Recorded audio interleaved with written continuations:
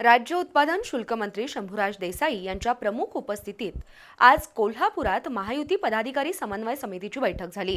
महायुतीमधील सर्व घटक पक्षांचे पदाधिकारी समन्वय राखतील आणि एकदिलानं प्रचार मोहीम राबवून जिल्ह्यातील दोन्ही लोकसभा उमेदवारांना निवडून आणतील असा निर्धार या बैठकीत करण्यात आला।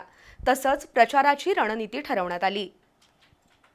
कोल्हापूर आणि हातकणंगले लोकसभा मतदारसंघातील महायुतीच्या उमेदवारांची प्रचार यंत्रणा गतिमान करण्यासाठी आज राज्य उत्पादन शुल्क मंत्री नामदार शंभूराज देसाई आणि हसन मुश्रीफ यांनी पदाधिकारी समन्वय समितीच्या बैठकीला हजेरी लावली।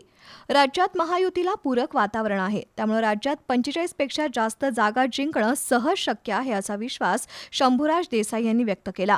महायुतीमधील सर्व घटक पक्षांच्या नेत्यांमध्ये उत्तम सुसंवाद आणि समन्वय आहे।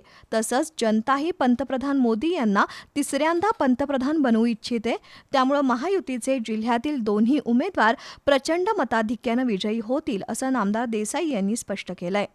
ही विद्यमान जागा शिवसेना पक्षाची आहे आणि त्यामुळे ही महायुतीमध्ये शिवसेना पक्ष लढवणार आहे आणि शिवसेना पक्ष मागच्यापेक्षा जास्त मताधिक्याने ही जागा जिंकेल। त्यामुळे आम्ही सगळेजण ताकद लावू आणि मागच्यापेक्षा जास्त बहुमताने ही जागा जिंकू।